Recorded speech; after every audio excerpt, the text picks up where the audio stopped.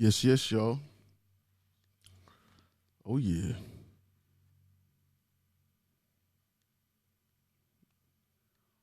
Let's get this show on the roll. What's going on, people? What's going on? Welcome to the Tuesday live edition. And today, we're going to talk about something that we should have talked about a little bit ago, but we're going to get on it right now. We're going to talk about why one shoot should make you money for a long time. If you're doing it wrong, you probably don't understand why. But today we're going to talk about how you should be making money off one shoot for a long, long time. All right. So that's what we're going to talk about. Stay tuned.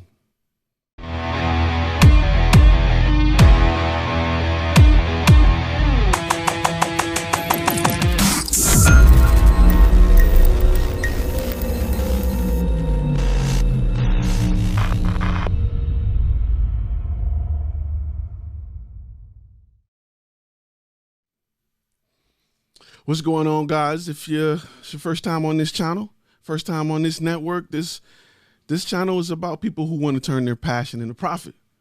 This is about people who love their camera, who are creatives that want to get that bag. So we talk about the business side of the industry.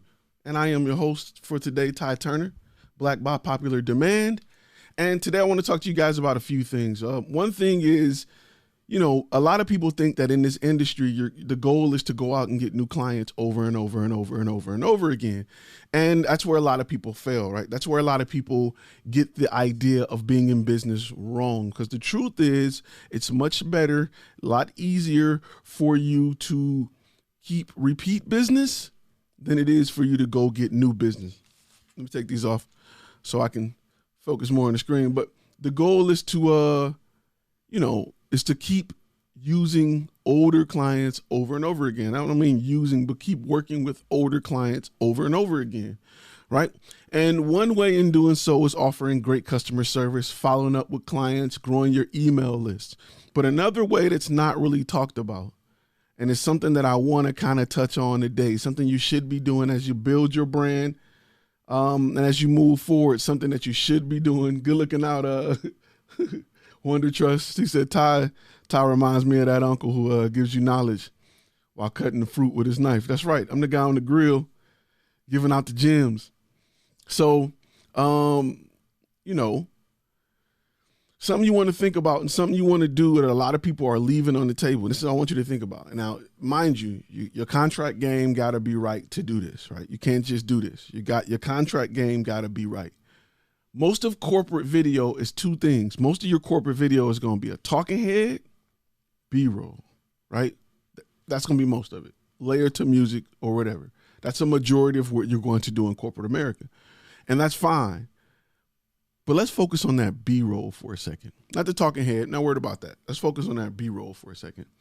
Because that B-roll is a gold mine of things. It's just a gold mine that a lot of people don't take advantage of. That B-roll needs to be designed for stock footage websites, right? Every time you go on the shoot and you're shooting the talking head and you got to grab B-roll, you should be grabbing B-roll for stock footage, right? You should be grabbing it for stock footage because I guarantee you somebody somewhere needs that exact B-roll. Good looking out, Fun Film. Shoot video instead of drywall, anticipation tax. It's going to happen sooner than you think, Fun. You haven't missed a live, so it's going to happen sooner than you think. So you got to be thinking like that when you create B-roll. Go look at some stock footage sites, right? Just go scroll through some of the video that they have and look at what they're shooting and keep that in mind as you shoot for your client. Create stock footage while shooting for your client. Now, you need to have your contracts right, saying that you can use this footage to still make money off of later. If you don't have that, you can't do this. I'm just going to be real with you. It's going to be difficult to do, and you could be setting yourself up for disaster. So you want to make sure that you have that set up, right? That's most important because you could have some footage out there, you can get sued, and that client could fight you for royalties or something like that. Want to make sure you do that. That's why I usually, when I go shoot somewhere, even if the client gives me permission to film there, I usually get a property release just because. Just to make sure that if we shoot a panning shot of their building and I want to use that for a stock footage site, I have property release. They've signed my contract, which states that we have the ability to sell other clips to stock footage sites. How's the audio? Sounding good, guys? So it's something that you want to keep in mind as you work with clients.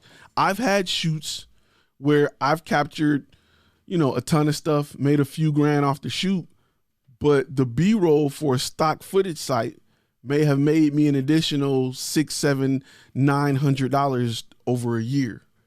So now that shoot keeps making money for me. No matter what, it keeps making money for me. That's one step and one thing you need to be doing as you grow your business, because I'm telling you, look, those things add up. You look at 3-4 years of shooting stock footage and uploading stock footage. I have friends that are bringing in $8,000 to $9,000 a month in just stock footage. So that's on top of whatever they're doing.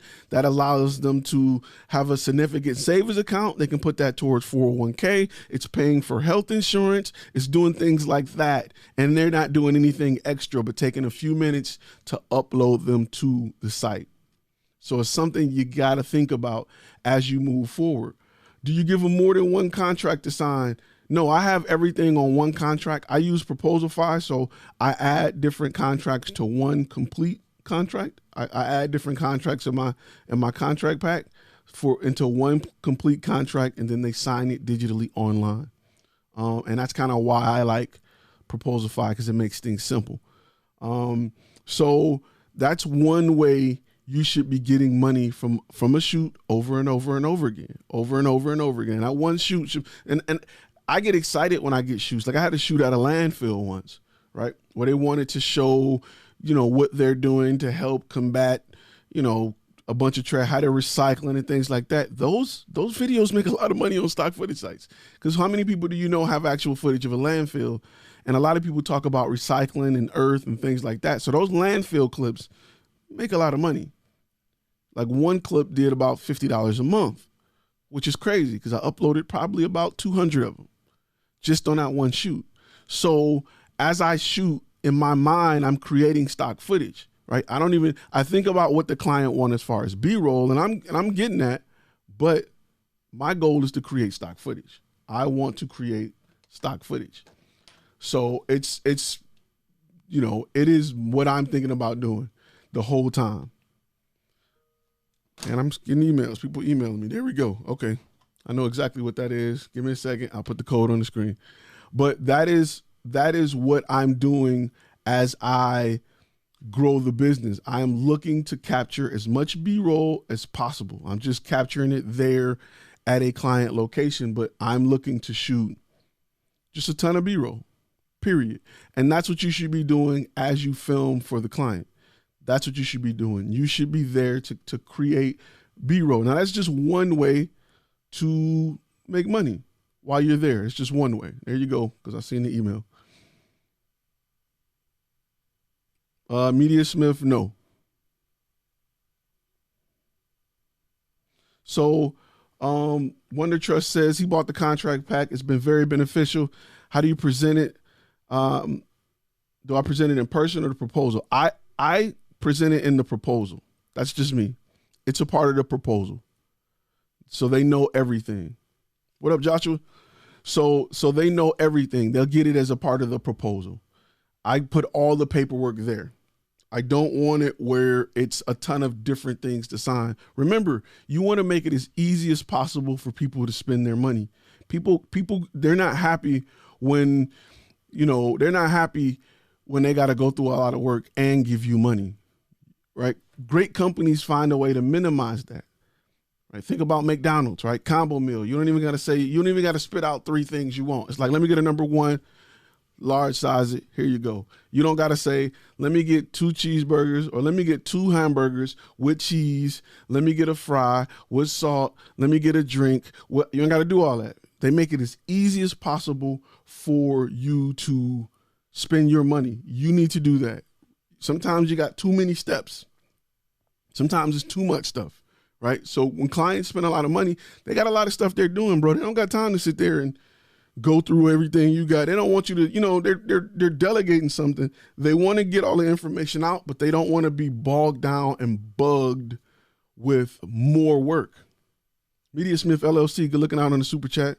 Entering 3 minutes late after arriving 2 minutes early fun.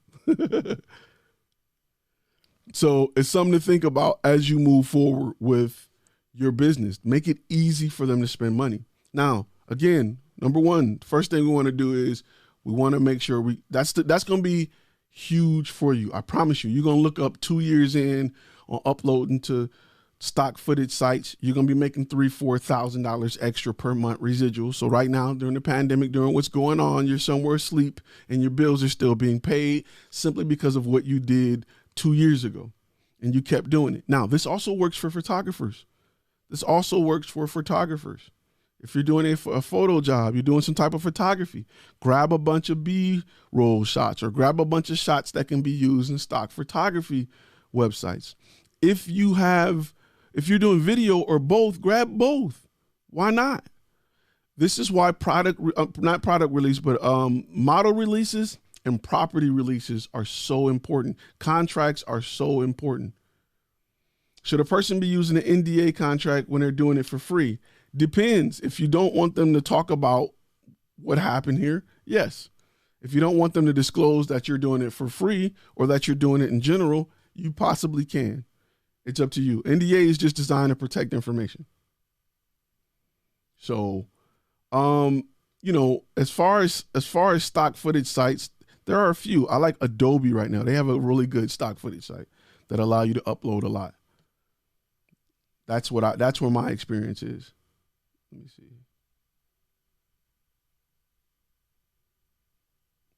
I like, as far as downloading stock footage, I like ArtGrid, but ArtGrid is very tight on who they allow to use their services. Good stock footage sites to upload to is like Video Blocks. Let me see. Hold up. I got a list of them. Adobe right now, they're trying to be aggressive, so they're accepting a lot more. Shutterstock is great. Pond 5 is excellent. Stockfootage.com is excellent. So there are a few places that you can go and create accounts and upload to, but you want to be consistent with it, right? A lot of people want to, want to have YouTube channels and they want to instantly upload 10 videos and make money, and they don't, and they give up. Well, stock footage works the same way. You got to upload a lot. Once you get good and understand what people are looking for, you'll start to make more money and it'll start becoming consistent. If you are a beat maker, you produce music, you should be doing the same thing with your beats. You should be uploading them to sites so they can sell and people can buy stock audio or royalty-free audio. Black Box for uploading. Black Box is great because it uploads to multiple sites. They take a larger cut out of commission and it's difficult getting onto Black Box. So I agree with you. Black Box is great. It's just hard, it's just hard getting an account. Last time I checked, I think you had to be like referred or something. So it's just weird. Let me see if they, I think it's like a weird members only type of deal. Oh, you know what? They're letting people sign up for free. So you can sign up for free. Yeah, you can sign up for free. So what Black Box does, what's great about Black Box is this. Let me tell you the pros of Black Box versus the cons. The pros of Black Box is you can pick a FTP site or a folder and you can just upload a ton of images, right? Then you can partner with somebody that will either edit or tag those images, and then Black Box will upload them to all different sites, right? However, Black Box and whoever tagged those sites will take a portion of that commission. So in certain places you could have been getting, $20 a video, you may only get 12.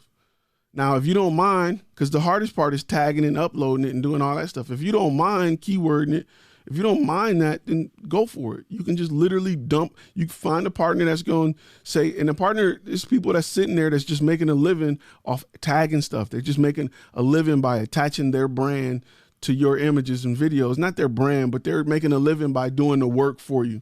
And if you sell, they sell. And that's all they do. They sit back all day and they just tag in, images and video, and they do that all day. and they've been did it for, did it for 1,000 videos. And when any of those 1,000 videos, the owner get a cut and you get a cut. So it works for them. They said you can sign up for free. FunFilm said you can sign up for free, but it doesn't mean you'll get accepted. They denied FunFilm for some reason. I can understand why they denied you FunFilm. I'm just messing with you. So yeah, it's hit or miss with Black Box. I like them if you can get accepted. I got accepted a while back, but I wasn't using it enough because I was so busy other places that I think my membership got like kicked out or something. I got to double check. So don't feel bad, FunFilm. I'm on the outside looking in with you. But stock footage, stock video, stock photos, stock music, or royalty-free music is another way you can get paid from. And listen, as a business owner, you need to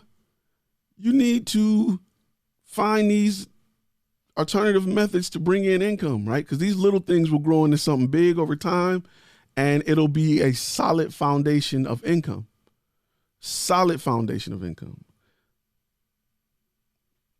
FunFilm get love today. He's like a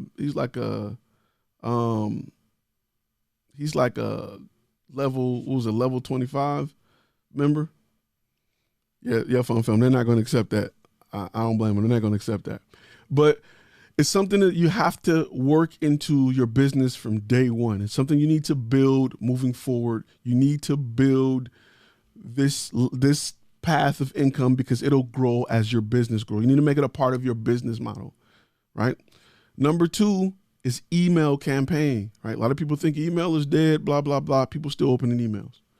If you are a member of Flash Film Academy, you're going to get some 4th of July emails. It's going to be an announcement in some of them 4th of July emails that you may want to check out. That's not just a sale. It's something different. Something we're going to announce. So email campaign is still alive. And I plan on moving to more of a text messaging campaign. It's still there. Retargeting is still there. A lot of people want to market to new people, but sometimes it's best that you retarget and market to people who have used your businesses and services before. So retargeting is a way you can kind of, people want to dump $1,000 into your Google ad campaign. Well, you may want to put $250 of it to retarget to people who've been to your site or purchased from you. Start building those email lists. And when you build those email lists, make sure that you categorize them based off the job or service that they bought. If you got 3 niches, you don't want to have a niche in dog grooming and one in weddings, and you're sending the wedding couple information about dog grooming and you're sending the dog grooming, client information about weddings. You want to make sure, that you have your list together. FunFilm say I dish it out so I can take it text. That's a good guy right there. That's what's up. How much traffic do you get from sending out emails? A lot, right? What does it cost to send an email? Very little, right? A MailChimp campaign starts free and it goes up where it's like $40, $50 a month. If you get one headshot client, that's $200, $150 it pays for that, right? So sometimes I use email lists, especially around holidays, certain reminders. Hey, it's the time of the year to get your headshots. It's the time of the year to get your headshots redone, things like that. Or, hey, have you looked at your headshot lately? Or, I like to send out things getting ready for holidays. Who's covering your Christmas parties, your holiday parties this year? A lot of Halloween parties. We had a lot of Halloween parties last year. We had a lot of award ceremonies. Who's covering your award ceremonies this year? So I have emailers that go out that talk to my clients and remind them that we're still here and we want to capture and cover your event. So that's something that you can put in place to help bring back older clients. You definitely want to do that. You want to bring back older clients. It's 5 times cheaper to bring back an older client than a newer client. So what do I mean by that? What do they mean when they say it's 5 times cheaper, right? On average, it takes, and I'm just using this number as an easy number to do math on because I'm Detroit Public Schools. Let's say it costs you $25 to bring in a new client with advertising, marketing. On average, it only costs you about $5 to retarget or bring in a client who have done work with you, right? So that's just higher profit margins. It's just more space to play. And it's something you need to think about as you grow your business, right? Everybody want to be a boss till it's time to talk numbers. And that's a number you need to think about as you grow your business. I need to bring in more clients. And sometimes those clients are clients that I've already used before, or clients that's already used my services before. So it's something you want to do as you move forward. And it's something you got to think about, right? From day one, your first client, you need to make sure they are saved in your database and they're saved correctly so that you can, even if you're working for free, everybody you did something for free for, if you did something for free and they shot product photography, you know for a fact they like product photography. And then in the future, if they really liked you, you run some specials, they may take you up on that service. So it's something that you need to focus on as you build your brand. And you'll look up and you'll have an email list of 10, 20,000 people, and life is great. And it works out for you. So it's something you want to definitely contemplate as you move forward with your business from day one. Build that client list, build it. That's your networking list, right? Build that client list. I send out emails often asking for referrals. Hey, do you know any other business owners that are looking to do this, that, and the other?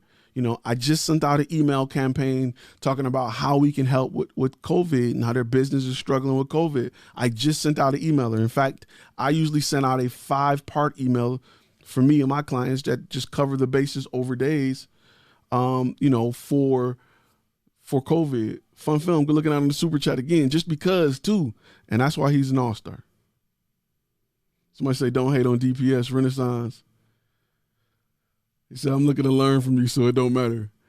Yeah, Detroit Public Schools is, hey, we're going to build on it, but I blame it. As a food inspector in the military, how can I use this when I'm selling service to food companies? You can talk about bad experiences versus good experiences. You can talk about the standard at which you held, the food. And you can talk about what people look for when they want to buy food. Your understanding of what's important and what should be displayed with the food is something that you can kind of talk about being a food inspector. I know a little bit about that job. I had a few friends that were food inspectors when I was in the military, but I don't know a whole lot about it. I always just picture guys looking at food on the tray or something. Somebody said, Fun Film, swimming in $5 notes.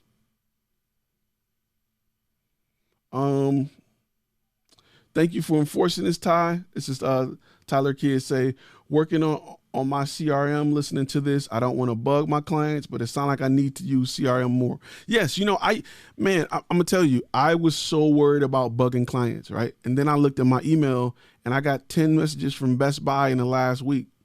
Best Buy. I got 10 messages from the company I buy shirts from, Queensboro. And GoDaddy, if you got anything GoDaddy, they flood your email list. You still go back and buy from them. You don't get mad about it. You just don't read it if it don't apply. So emailing is something you have to do to stay relevant in the minds of your clients.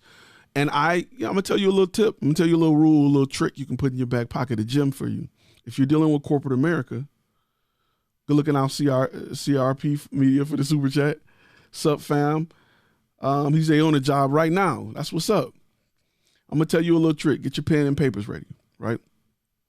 If you deal with corporate America, I always send emails about 10 a.m. Never at 9, never at 12. I want them to hit your inbox at 10. Why? Because 10 o'clock, by the time you get in at 8:39, you're usually going through emails, you're done. You're probably focused on work. If you get an email at 10 a.m., you probably think it's from somebody at the job and you're checking it. If you get it at 12, you're on the way to work, you don't care. If you get it at 1, you came back from, if you get it at 12, you're on the way to lunch, you don't care. If you get it at 1, you just got back from lunch, you got the itis, you're tired, you're ready to go home, you don't care. 10 o'clock, between 10 and 11 is the golden time. Fun Film with the Splash Super Chat. Appreciate you, bro.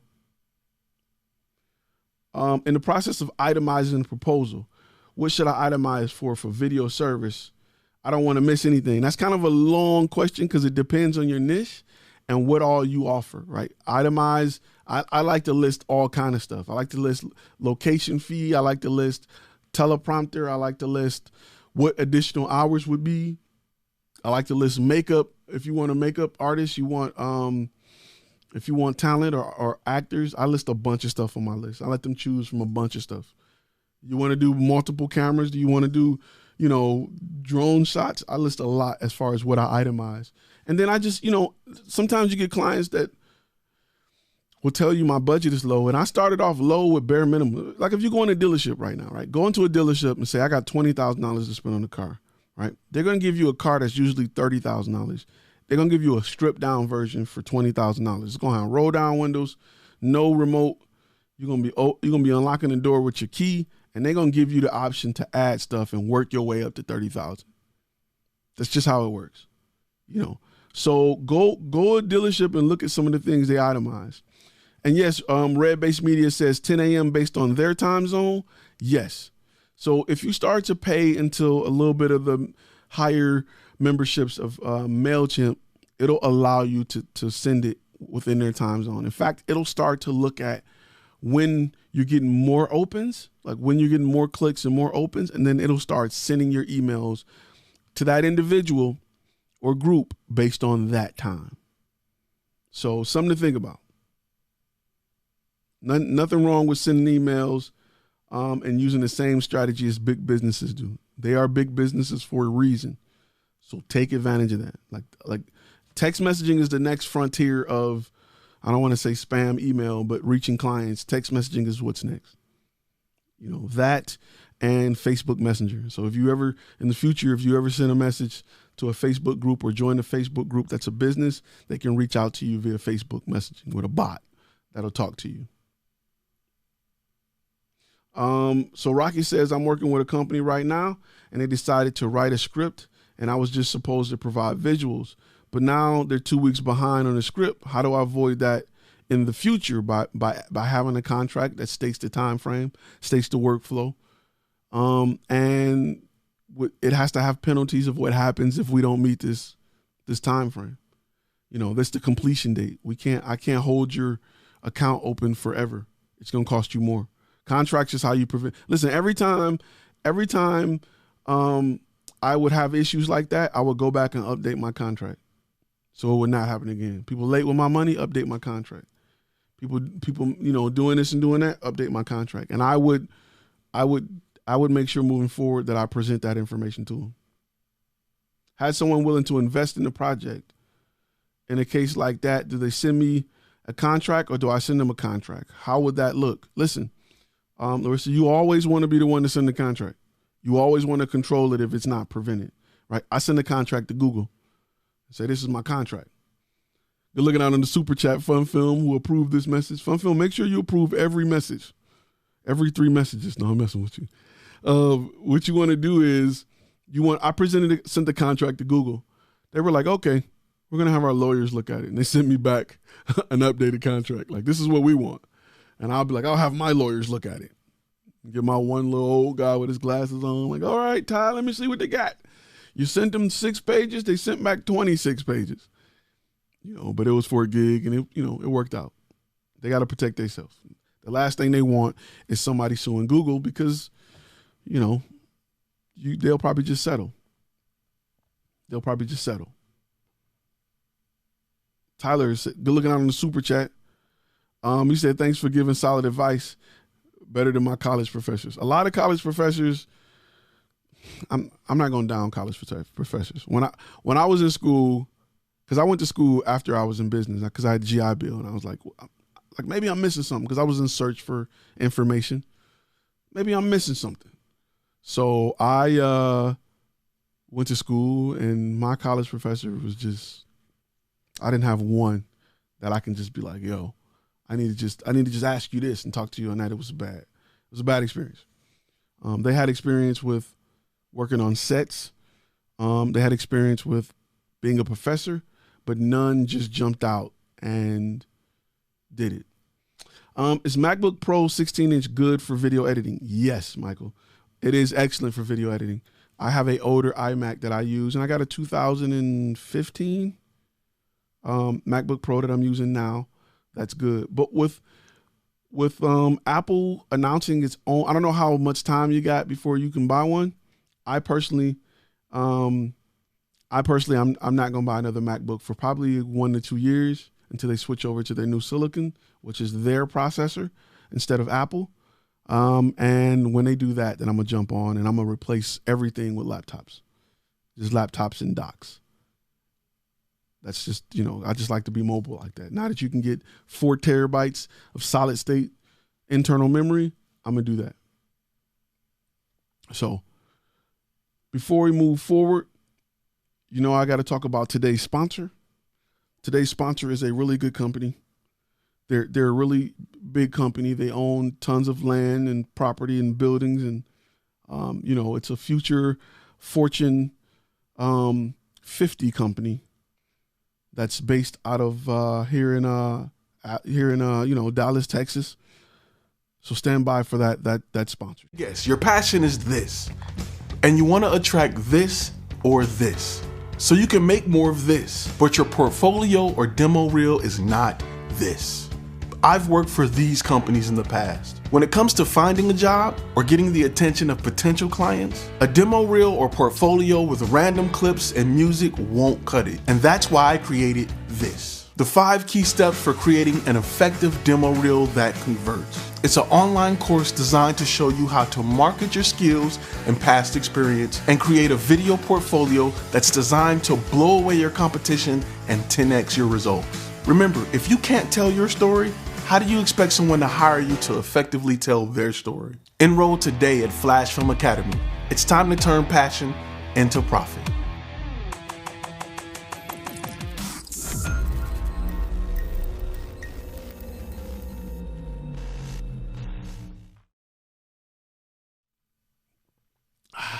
Watch out for those guys. That's a big company. That company's doing big things right now.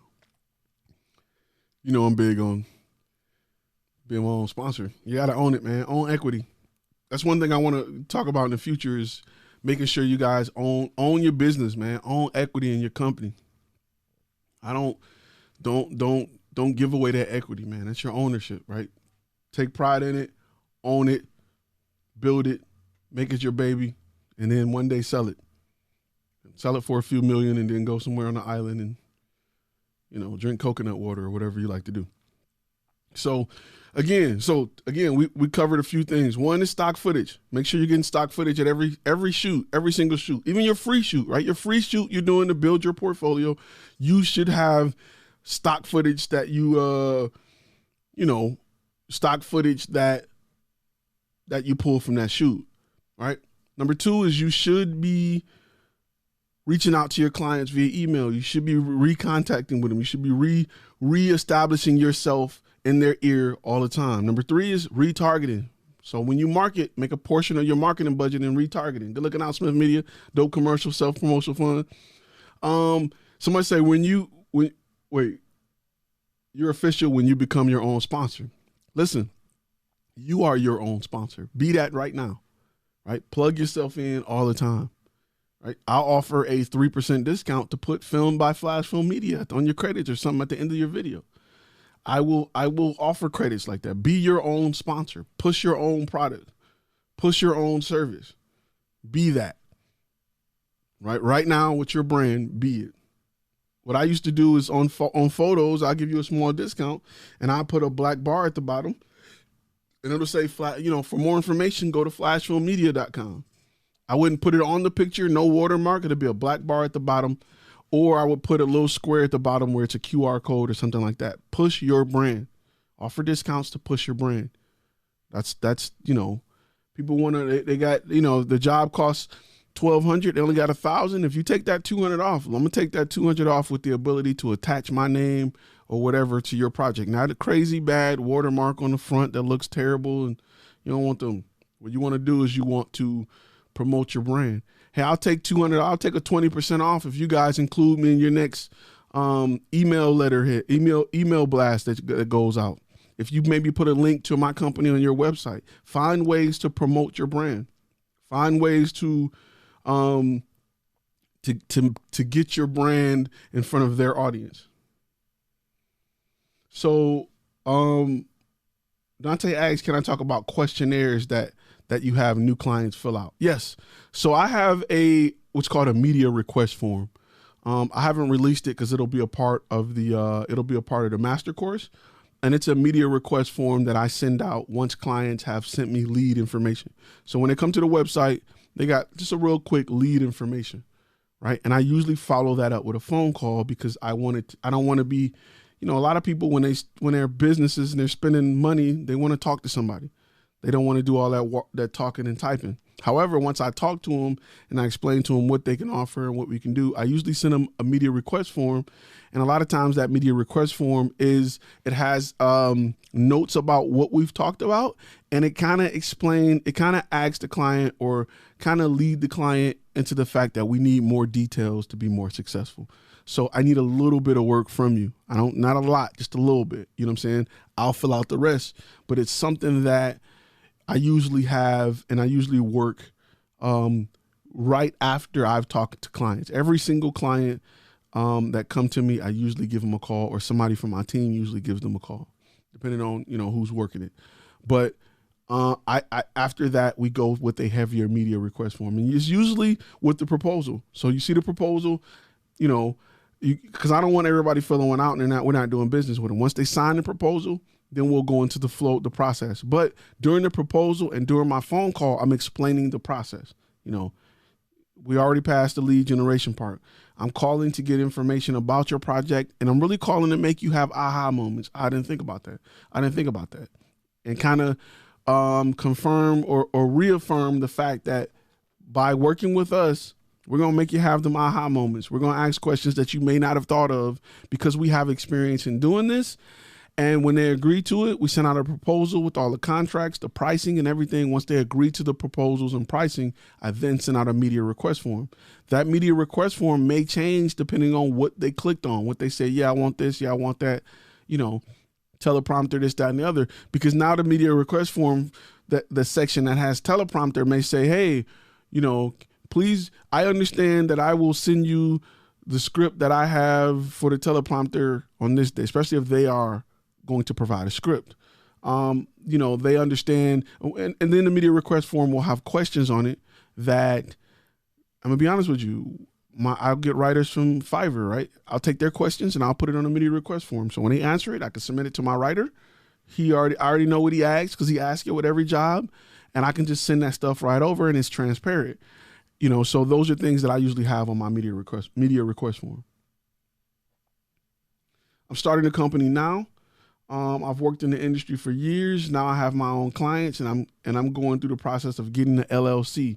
Do you have any advice on beginning steps? I would say get it online, depending on what state you're in. Definitely want to get your LLC, get your bank account set up. You want to get that established as soon as possible. No problem. So just something to think about, just ways that jobs should continue to pay you on and on and on, right? So I'm gonna go back to the original subject because I want to make sure I drill this in, because you should be looking long-term for this job. And if you don't have business for a month and you've been uploading stock footage and like those lows, the goal, business is peaks and valleys, right? It's peaks and valleys. A job gives you a low, baseline, maybe a little bit increase because you get a $2 raise, a 20-cent raise. Good looking out, fun film on an aha moment. Is the questionnaire part of your packs? No, the questionnaire will only be on the master course. So business is just, it's just a baseline. It's just not business. I'm sorry. A job is just a baseline. Business is peaks and valleys, peaks and valleys, peaks and valleys, right? The goal is to even out those valleys. So the peak it ain't got to go back down as far, right? Because the valleys is going to be, I don't got customers this month. How I'm going to pay bills. Oh, ain't nobody calling me. My advertising ain't working, blah, blah, blah. I'm trying to figure it out. This client mad. You want to get rid of those valleys, right? To get rid of those valleys, you have fillers to fill up those valleys. That's what I call them, fillers, right? So fillers is stock photos, stock videos. Those are ways to bring in income, right? While your business go up and down. The more fillers you have, the less valleys you have, until your business is just going up. So just to be transparent, right? There's times where Flash Film Academy is a filler for Flash Film Media. For me, it's just another source, YouTube, ad revenue, whatever. It can pay a phone bill. It can cover something while business go up and down, especially when you have stuff like pandemics or you have whatever, there's seasons, right? You may have a season. If you're a wedding photographer, you have a season. Your valley is probably going to be on the off season. Your peak may be high enough to let you go through that off season. Once you prepare for it and you've been doing it for 3-4 years, you get, hey, I'm probably not going to shoot a wedding between January and March, depending on where I am, right? So you need something to fill that out, or you need to prepare for it. If you're a teacher, you know that you're off during the summer. They take money out of your check, so that they can keep paying, you throughout the summer. So definitely something to think about when it comes to peaks and valleys and things that you're trying to do. There's a little more volume for you. So it's definitely something to think about as you're moving forward. And these steps that I'm giving you, they're great fillers, right? They're great fillers. So make sure that you start to jump on the stock photo video train. You use it. I don't know too many video editors or video production companies that don't use stock footage. I had a client about 3 weeks ago. They just bought a location in a different state. I think it was like California or something like that. And they wanted to do an intro video, a promo video saying, hey, we're in California now, blah, blah, blah.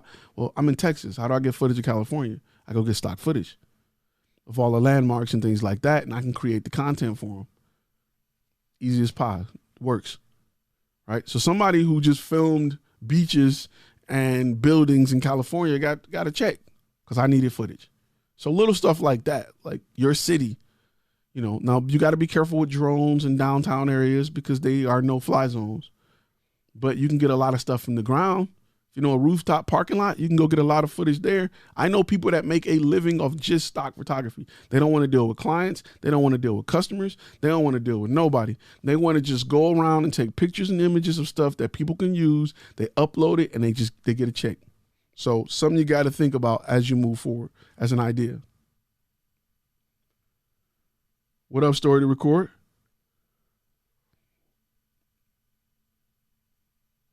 My school was recording a soccer game on an iPad, Ryan says. Ryan, I've seen it.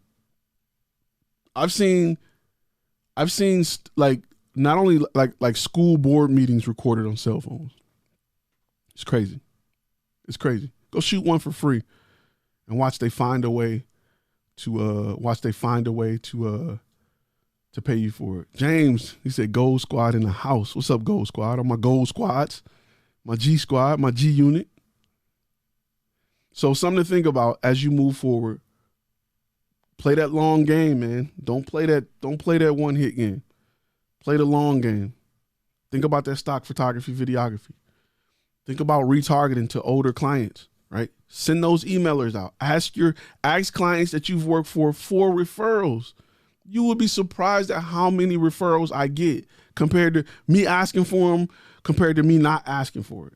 Because you can swear you did the best for a client, and and that's all good. But when you ask for them, hey man, do you all have any other companies or clients that you work with or know that may need content? I got a lot. Like one of my biggest jobs came from a referral.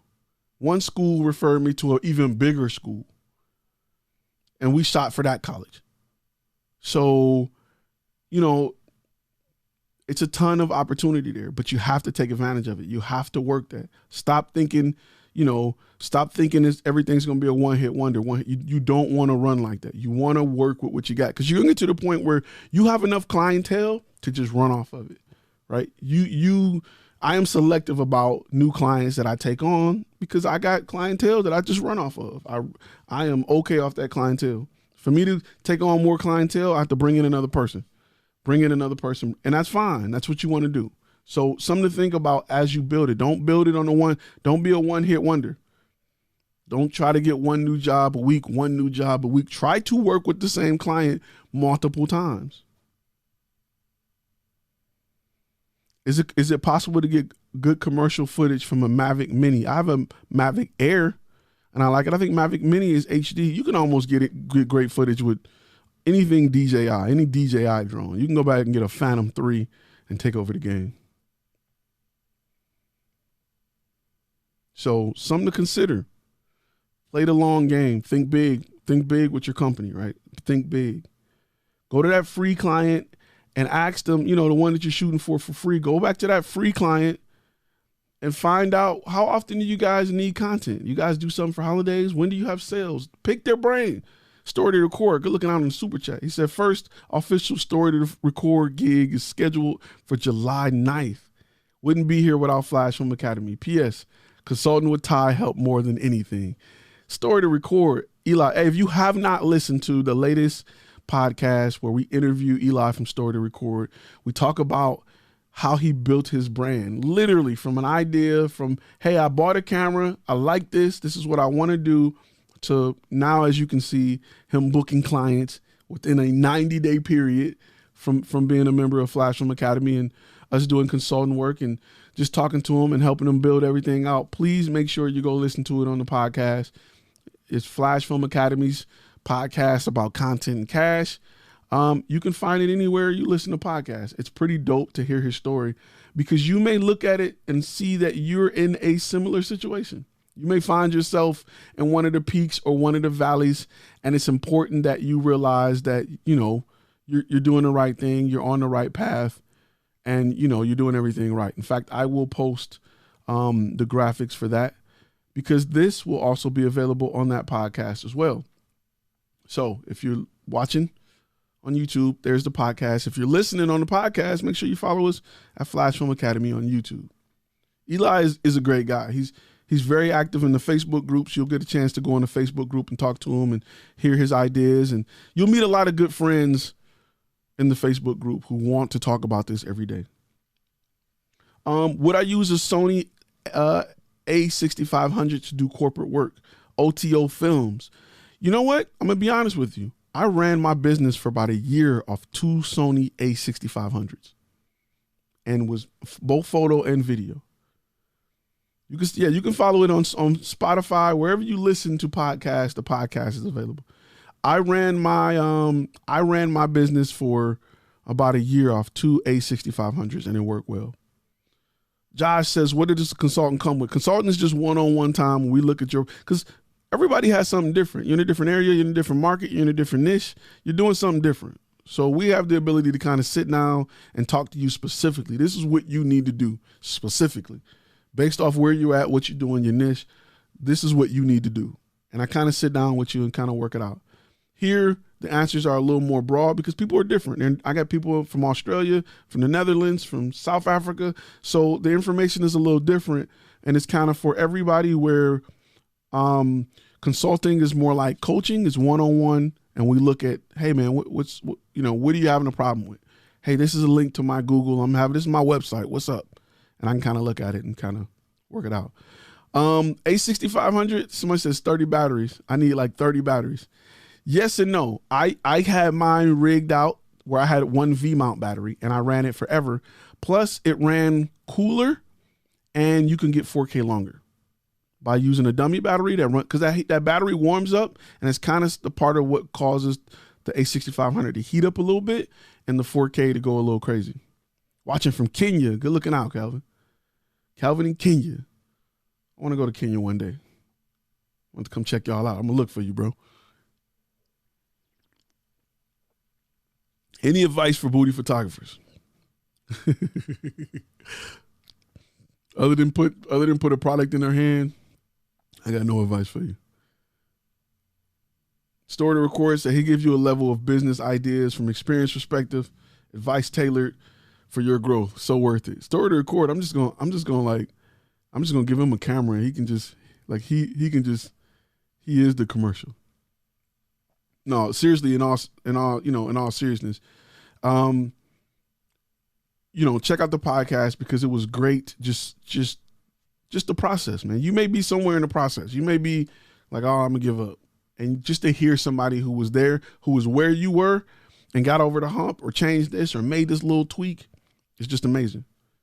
Or just, maybe just understanding like what, because sometimes it takes somebody to look at it and be like, what am I doing wrong? Like, what could I fix? Or sometimes you're just stuck. Like, I don't understand why people ain't flooding through the gate. What more could I be doing? And sometimes it takes somebody with experience to just look at it and be like, you got to do this. For me, I'm going to be honest with you, right? When I first got in business, I don't know why I was so reluctant to bring in like a mentor. Like I was like, why I gotta pay for a mentor? Like two reasons. One, to show that you're serious about doing it. Two, mentors got other stuff they could be doing. You know what I'm saying? Like, so, and I know for me, when I started getting consultants and mentors, my business took off.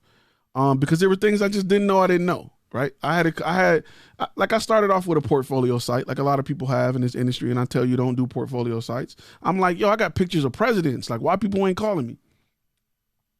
I got pictures of presidents and senators, and I got pictures of the CEO of Avis Group. I got pictures of the CEO of Famous Dave's Barbecue. I got pictures of local mayors, the governor. I got all kind of pictures. Like, why people ain't calling me?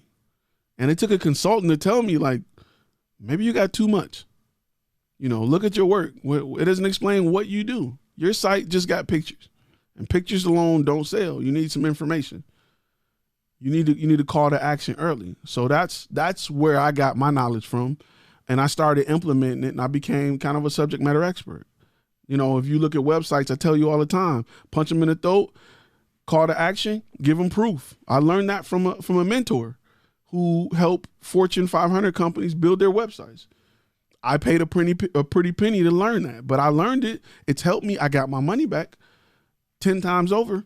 It took me from taking 1,000 people to come to my website to get one lead to like 15 people to come to my website to get a lead. And that's a huge difference when it comes to marketing and how far your marketing dollar can go. So sometimes, you need somebody to come in and be like, this ain't right. You need to do this and tweak that. But make sure you check out that podcast. Check out that episode. It's a special episode, and it's not on YouTube anywhere. I wish I had a mentor for my first business. This channel has motivated me to start again. Hey, you got to go for it. You got to go for it. Said Kenya's cool, just don't film in the airport. Almost got my camera taken away by the military. Oh, that's not cool. That's why you need one of those little bitty, one of those pocket Osmos you can walk around with. Outside of your website, where would you send clients to give you a review where other potential clients who are doing business research it? Google Maps, Google. That's the number. Listen, I'd almost rather take a Google review than a review on my website. I like video testimonials for my website, but I want a Google review. That's where you go. That's the number one place right now.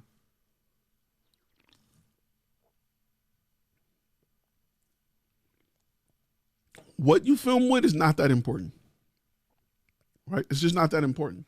I can go get it. I can go get a 5D Mark II right now, and I'd be fine. Probably struggle on audio, but I'd be fine. I can. That is as far back as I want to go. 5D Mark II provides great quality. Anything that came out after the 5D Mark II, cell phone or not, you're doing pretty good. You're doing pretty well. So it's not about the camera. Don't get caught up in the camera. Don't let the camera part get you. Don't get caught up in the camera. Something to think about. So again, as we move forward, think of ways to bring back old clients. Right? I don't care if you got 5 clients. If you got 10 clients, you can almost live off 10 clients, right? Because each client should be doing some type of promotion, some type of video, or some type of photography, especially if you're doing product photography every month, right? Because you can take a picture of this one 7-Up can, and then we can do a 4th of July version. Then we can do a Labor Day version. Then we can do a Halloween version. So I want you to think about that as you move with your client, and think about the products that you offer and how to make them seasonal. Right? Holidays are really just designed to get the economy moving and popping, and you know what I'm saying? Like, they have meaning for other things, and that's great. But one of the meanings for a holiday is to stimulate the economy. Look at what Christmas does for some businesses. Some businesses does 70% of their sales for Christmas. Look at what the Halloween industry does for candy sales, right? For costume sales, for makeup and face paint and hairspray. The glitter hairspray or color hairspray, that junk don't sell no other time than Halloween. They stock up and they get their money that one time of the year.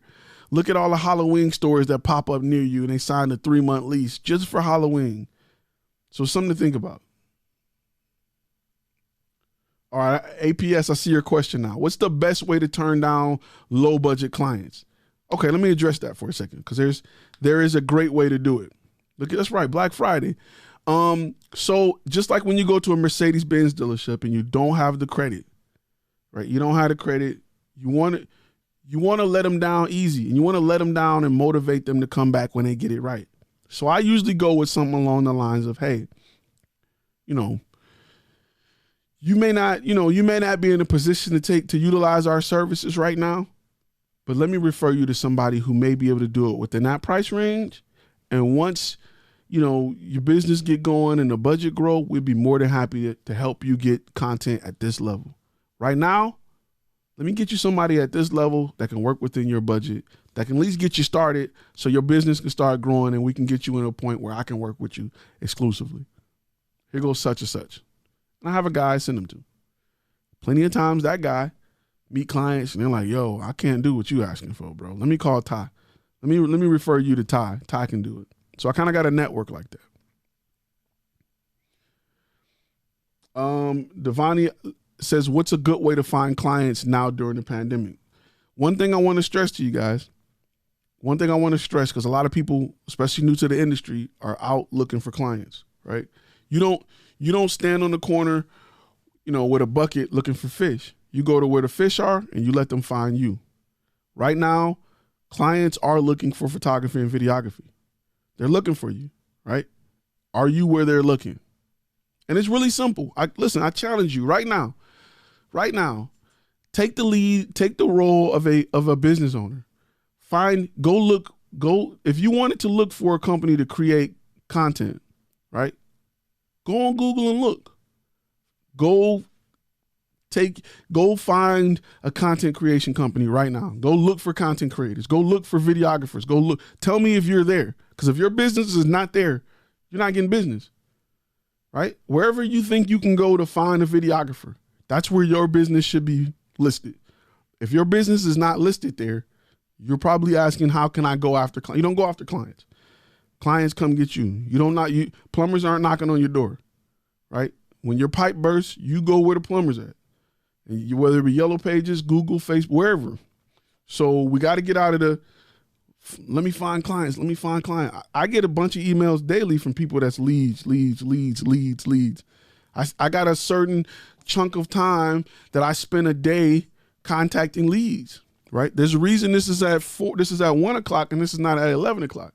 When I wake up, I got a set time, and I got a set time that I spend on going after leads or returning calls and getting back with leads. So, but I've worked to put my brand in a position where they look, right? If you want to catch a certain kind of fish, you got to fish at a certain part of the lake. Or those type of fish like to be under the dock. Or those type of fish like to go way out. Not only do you got to search in a certain location, but you also got to use a certain type of bait when you fish. Can't just go out there with anything. You can't go out there with what you think fish want to eat. You got to do your research on fish, right? A lot of people that make lures for a living, they catch a bunch of bass in a net, put them in a tank, and they test out lures.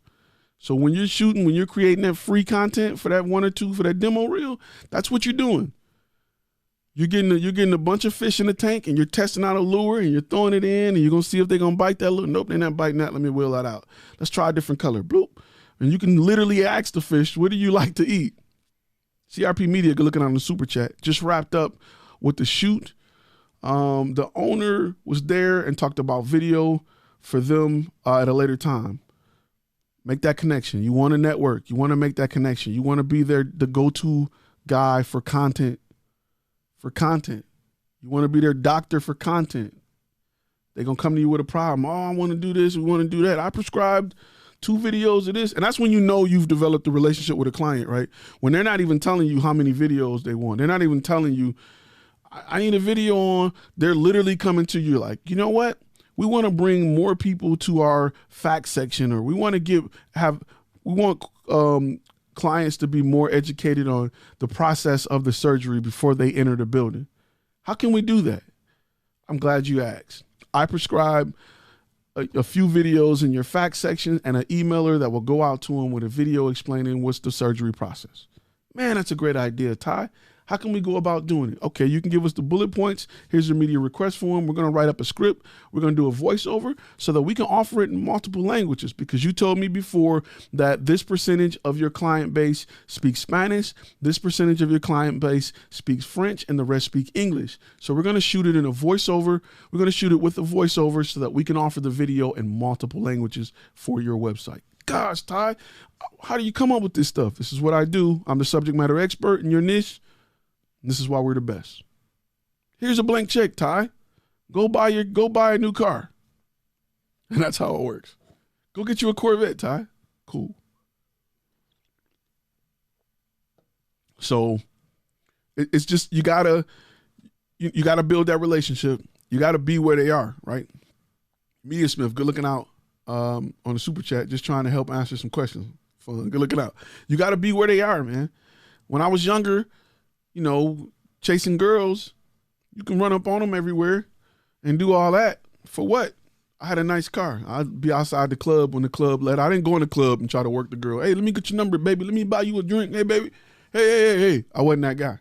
I was the guy leaning outside the Camaro by the door when they walked out. When they was laughing at all the guys that bought drinks and did all this, and they look at me like, oh. And I'm just leaning like, what up? That's what I did. Parking lot pimping. It's a whole song on it. So, you know what I mean? And it was more successful than going in and running around a hot club all night buying drinks and let me get your number, baby. Let me dance. No, I wasn't that guy. I was the guy that was clean on the outside. So, something to think about. You know, so you want to be where businesses are. And once you develop that relationship, you want to keep growing that relationship. Build that relationship, man. Stay with it. Just like people, think about it like this, right? You got family members that you have not been in a room with or talked to in a long time, right? Years. However, you still feel a close connection to them because they're on your Facebook and they post pictures of their kids and they posts and they talk. You still feel connected to them, right? You still feel connected to them.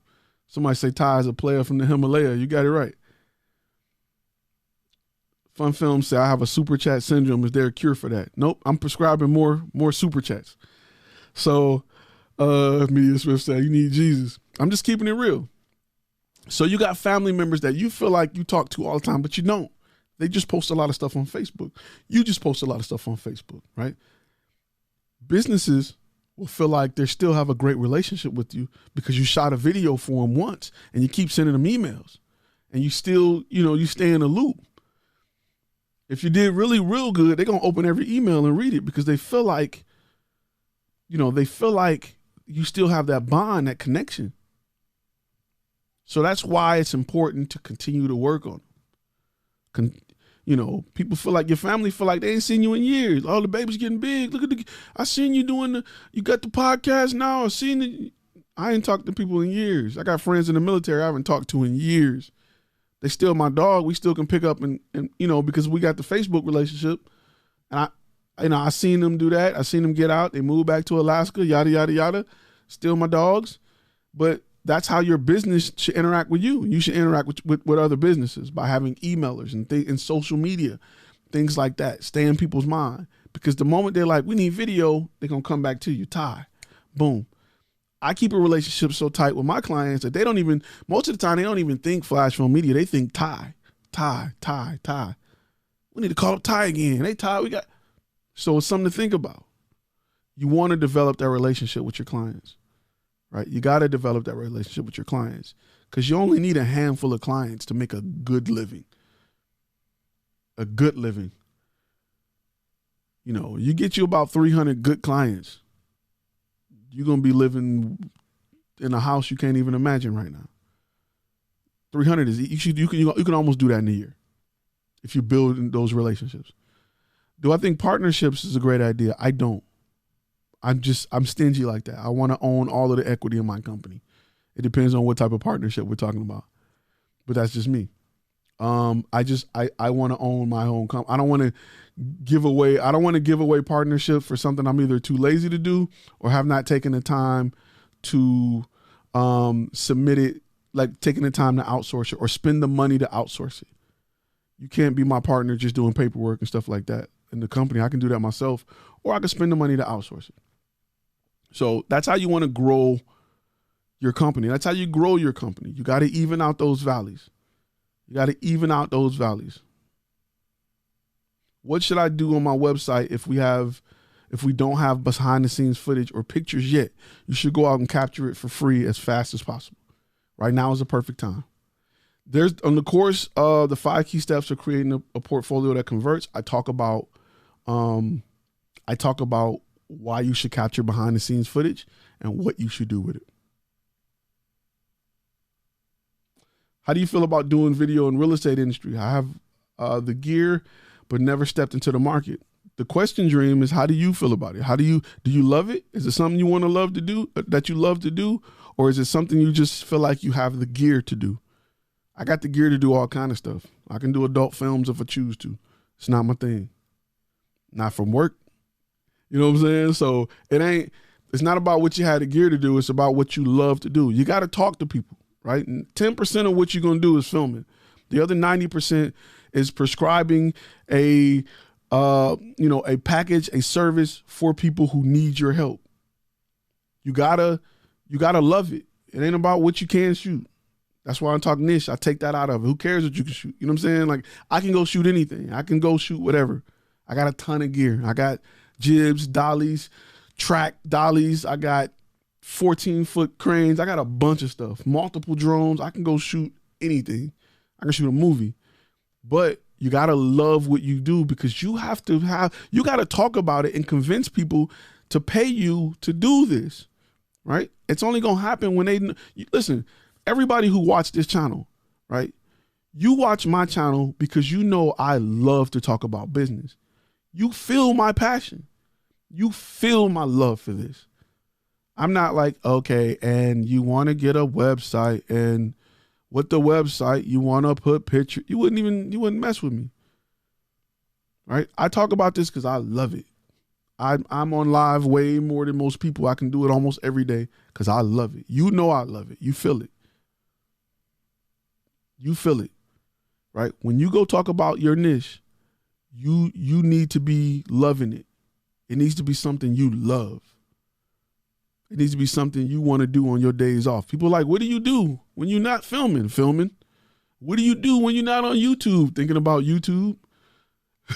What do you do when you ain't got your camera? I always got my camera. Like, you know what I'm saying? So you need to love whatever niche you have. Don't worry about the equipment.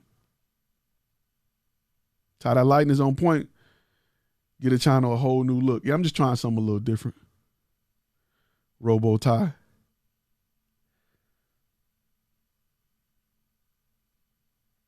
I love filming. I'm gonna film more movies soon. You know, Albuquerque, New Mexico. I want to get out to I drove through New Mexico once. I love that like desert land out there with the mountains. I love it. I want to own some land out there. I don't know why. I just love that. But you got to be passionate about, you got to be passionate about your niche. You got to love it. You got to talk about it. They got to know you love it, right? When you go, just think about it, right? Just think about anything you've purchased, any big purchase you've made. I don't care if it's laying drywall or ceiling fan. If you got somebody like, yeah, we can put the ceiling fan up. You want it over there? Okay. Yeah, we can do that. It's going to be $500. Or you can get a guy that's like, man, this is a great area. Do you know what the ceiling fan is going to do to this area? It's going to suck the air up and move it out, and it's going to be perfect. You can be able to feel a breeze everywhere.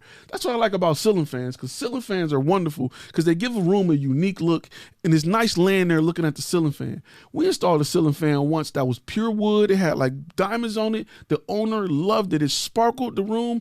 I think the ceiling fan you pick is going to do that for this room, because this is a really good room, and it's perfect for ceiling fans.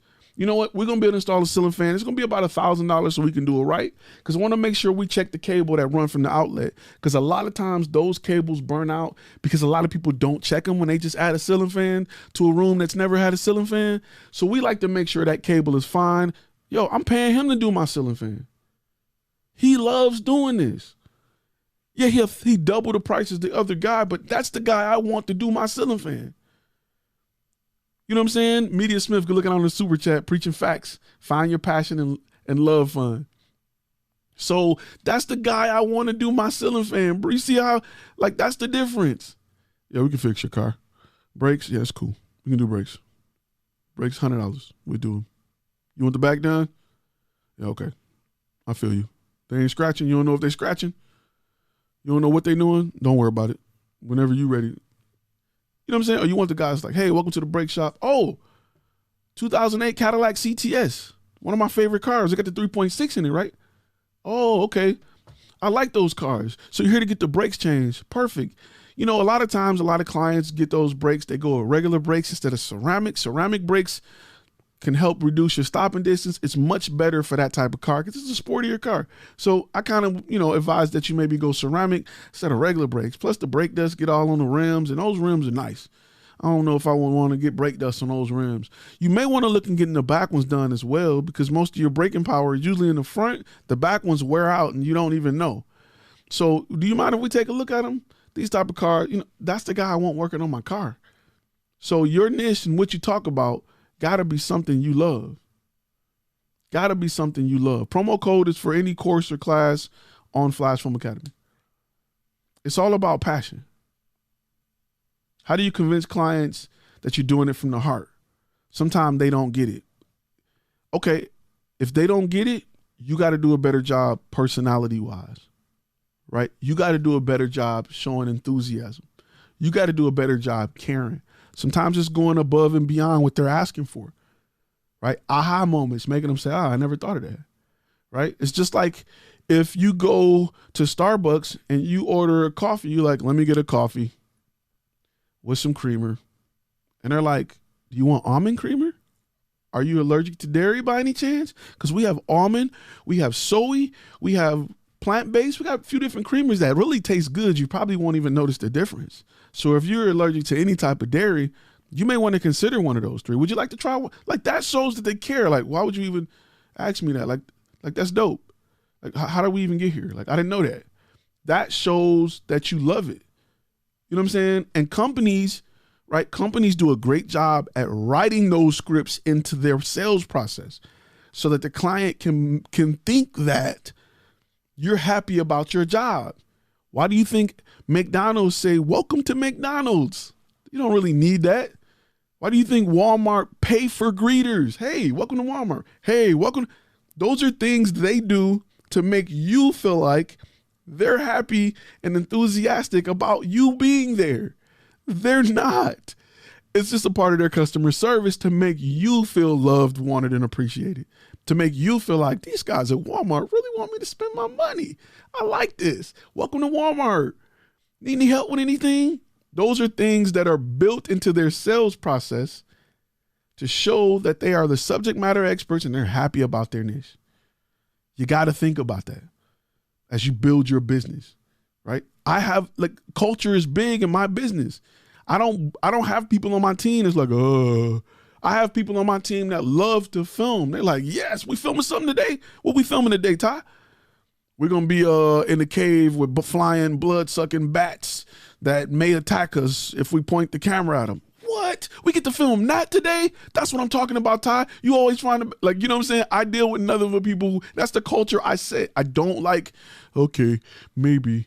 I want people that's like, I would have shot it for free. And I'm like, no, I'm going to pay you. I got to make sure we pay you. You got to keep your lights on. That's what you want. So you got to build that culture into your brand. You got to build that culture. And if you love it, it will happen.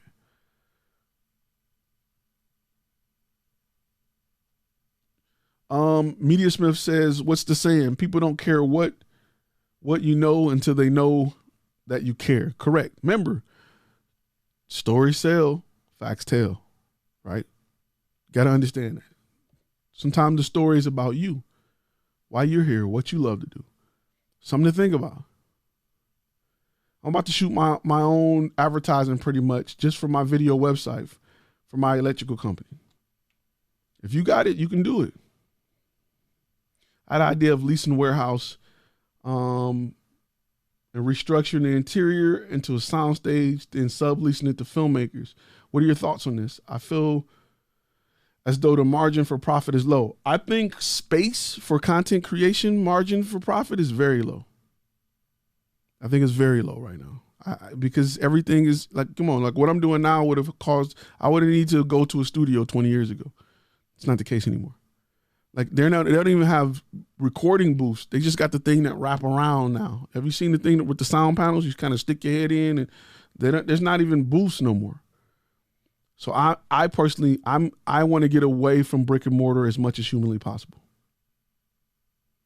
That's just me personally.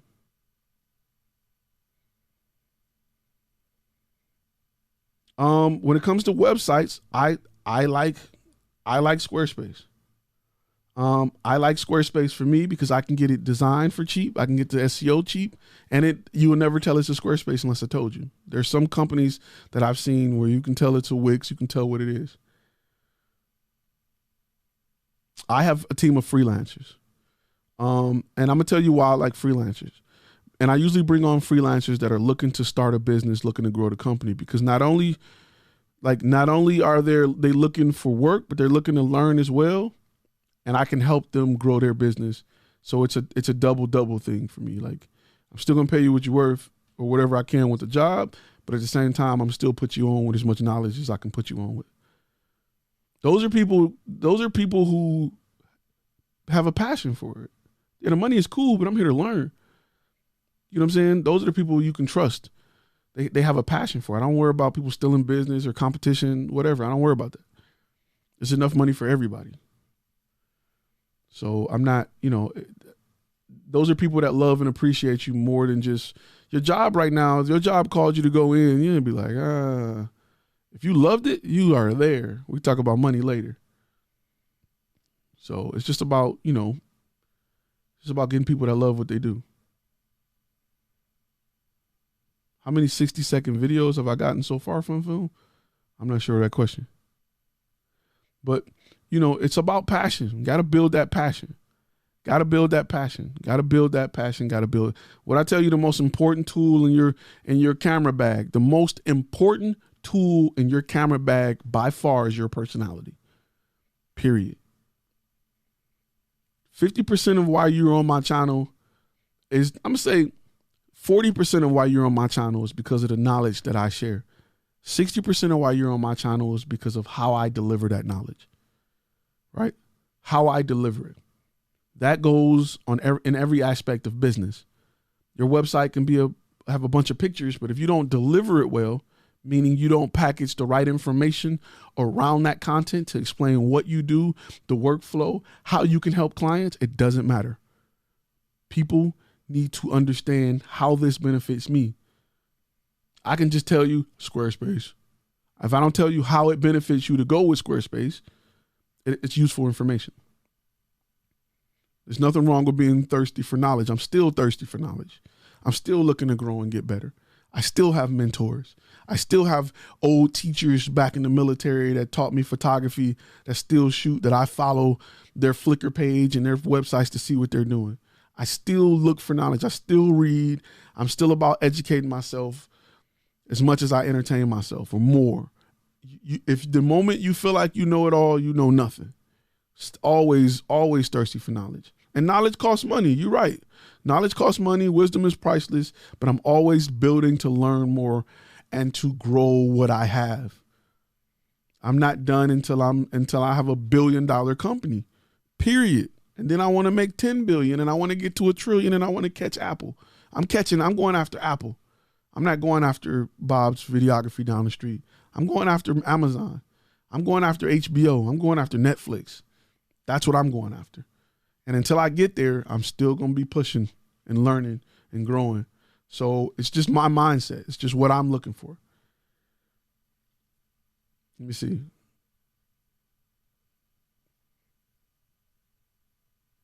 I think I missed a part of your question, Charles.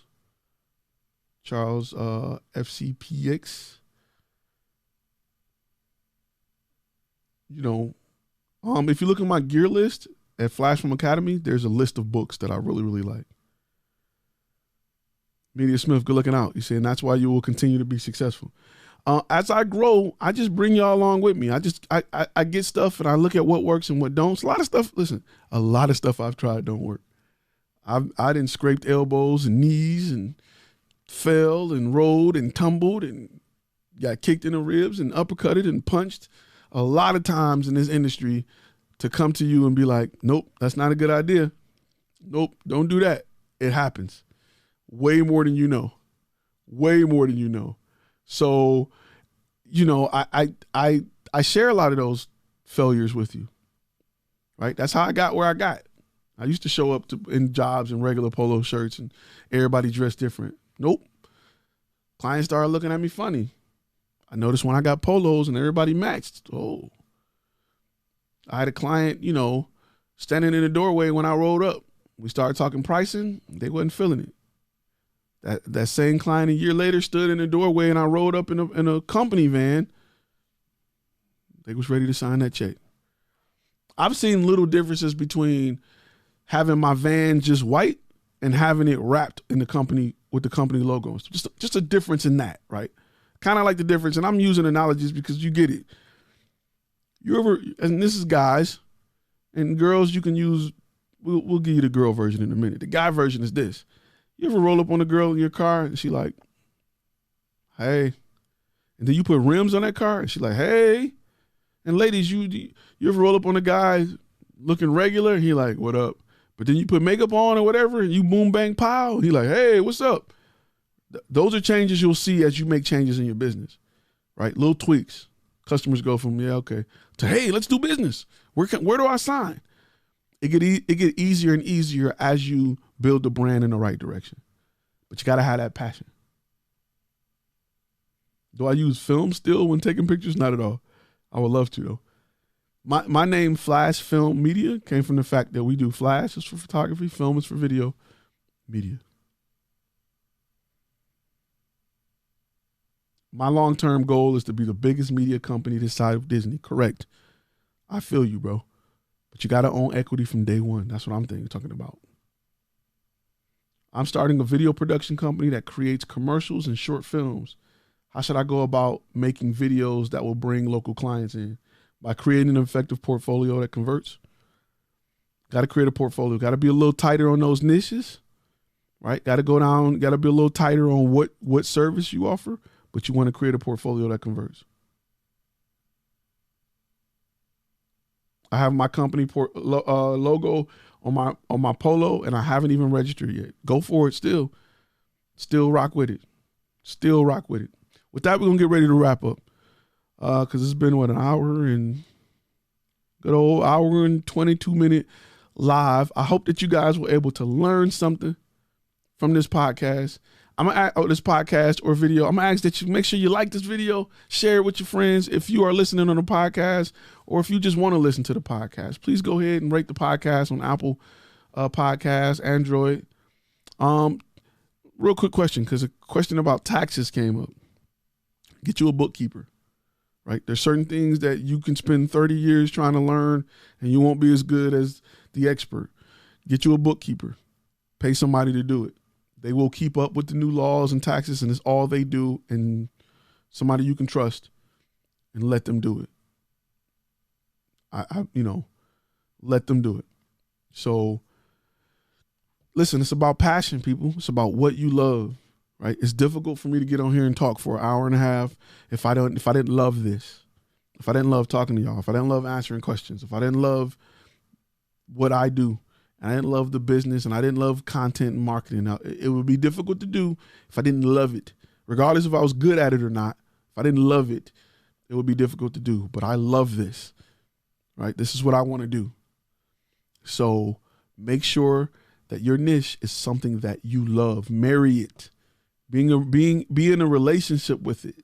Dedicate your life to it. Commit to it. Right? It should be your boo, your bae. Love it. I love what I do. I'm blown away that I can make money doing what I love to do. I get to touch a camera every single day. Can you believe that? Say that to yourself. I get to touch a camera every day. I get to touch a camera every day. You know how dope that is? You know how many people want to do that? So think about that. Think about that. All right, guys. You all have a great rest of your day. Make sure you guys stay safe. Have fun. Thursday, 7 p.m. is our next live. I will see you all there. Be safe. Wear your mask wherever you're at. And I will see you guys in the next video or podcast.